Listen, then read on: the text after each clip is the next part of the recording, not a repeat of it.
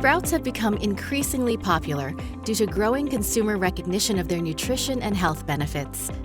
It's very important to ensure food safety of sprouts. A poorly cleaned production environment, including equipment surfaces, tools, utensils, and building interior, provides a potential place for microorganisms to grow. Seeds, sprouts, and workers' hands that contact dirty surfaces can become contaminated with pathogenic or food spoilage microorganisms. According to the FDA Produce Safety Rule, any food contact surfaces you use to grow, harvest, pack, or hold sprouts must be cleaned and sanitized before contact with sprouts or seeds or beans used to grow sprouts. Proper cleaning and sanitizing of equipment, tools, and utensils will prevent product contamination, improve food safety, extend product shelf life, and protect your brand. In this video, we will discuss general requirements and recommendations relating to cleaning and sanitizing in a sprout production environment, and demonstrate how to properly clean and sanitize sprout growing units such as rotary drums, bins, and sprouting trays. The term sanitation frequently refers to the combined cleaning and sanitizing process. Cleaning includes 4 steps: pre-clean, pre-rinse, washing, and post-rinse. It involves washing usually with detergents and soaps and physical scrubbing or agitation, followed by a water rinse. We will discuss sanitizing in more detail later in this video. The Produce Safety Rule requires that the water that sprout growers use for cleaning and sanitizing food contact surfaces meets the agricultural water standard that is no detectable generic E. coli in 100 milliliters of water. Brushes, mops, and other tools used for cleaning and sanitizing should be durable and are replaced immediately if damaged, cracked, or worn to prevent the colonization of microorganisms in these tools. Inaccessible or hard-to-clean parts of equipment may provide harborage sites for microorganisms. Rotary drums are equipment commonly used for production of green sprouts, such as alfalfa or clover sprouts. Pre-cleaning steps for rotary drums may include removing plant debris, such as sprouts that remain in a drum, and disassembling the equipment to expose difficult-to-clean surfaces. Pre-rinsing with water will allow removal of additional debris and provide a liquid medium that facilitates distribution of cleaning agent throughout the entire unit. It is important to use cleaning agents that are effective and will not pit, crack, corrode, or otherwise damage equipment in food contact surfaces. Introducing air into a cleaning solution using a foamer can create cleaning foam. A foaming cleaner enhances cleaning because bubbles in the foam help the removal of plant debris by lifting them off the surface and keeping them in suspension, which could then be rinsed off with water. A wall-mounted foaming cleaner system can be used where compressed air is available. A manual pump-style sprayer can be used to create foam when compressed air is not available. In addition to the lifting action, the foaming cleanser also has a mild scrubbing action when it is sprayed on a surface and moves down. Keep in mind, to completely clean a surface, physical scrubbing may still be needed. After the cleaning steps, surfaces should be inspected before starting the sanitizing process. Inspection is important because residues or soil on surfaces can prevent the sanitizer from reaching the surface to be sanitized. Additionally, some sanitizers, for example, chlorine, are not effective in the presence of organic materials.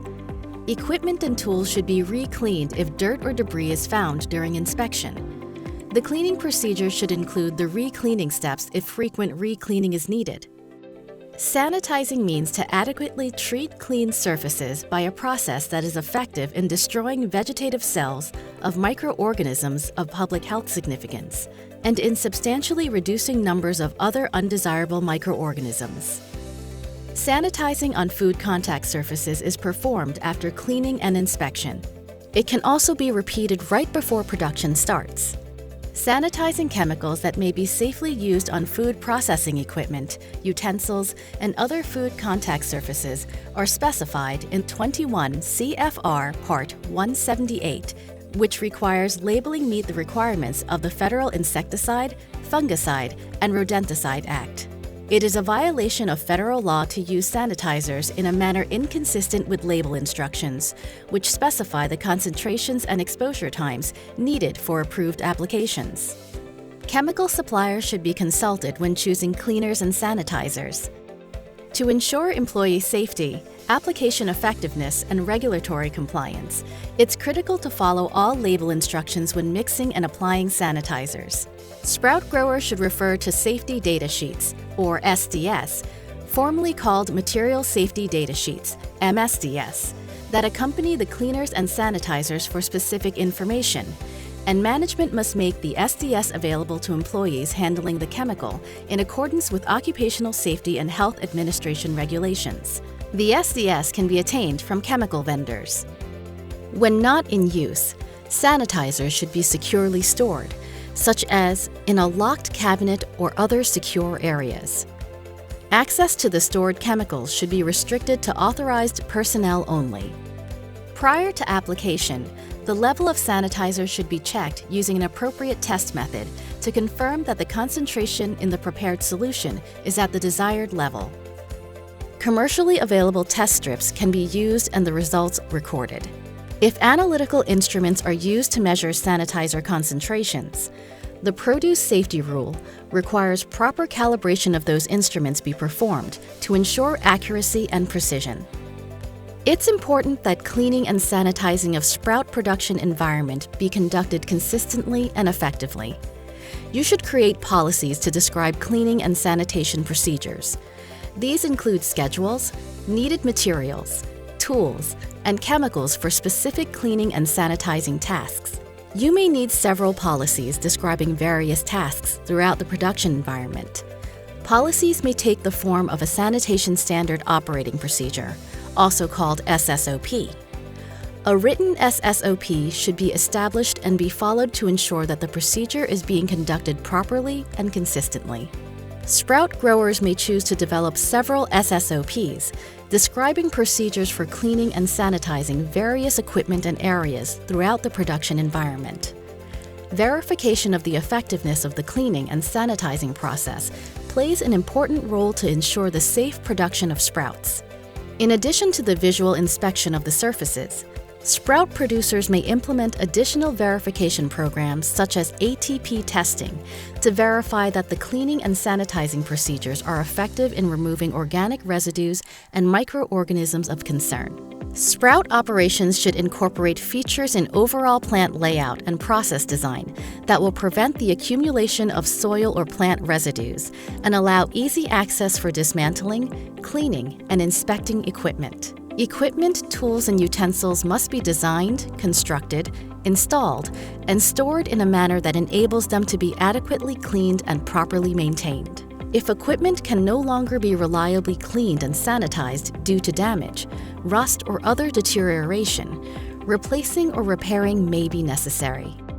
The Produce Safety Rule requires all personnel must receive ongoing training on their assigned tasks at least annually. Written SSOPs can be used for training of operation personnel. If the equipment is not properly cleaned and sanitized, or a new SSOP is developed, workers should be retrained on the current procedures or the new SSOP. Cleaning and sanitizing records must be maintained. As required by the Produce Safety Rule, these records must include the date and method of cleaning and sanitizing. It may be a good practice to establish a cleaning and sanitizing log that includes a checklist of the steps outlined in an SSOP, such as checking the sanitizer concentration and cleaner and sanitizer contact time. Procedures should be monitored daily and noted as to whether they are being performed properly and as scheduled. Keeping records of activities performed and the chemicals used can help a sprout operation ensure activities are performed appropriately and consistently. These records provide documentation to show others, for example, auditors or inspectors, that these activities were performed properly. In summary, effective cleaning and sanitizing of a sprout production environment is important to prevent microbial contamination of sprouts.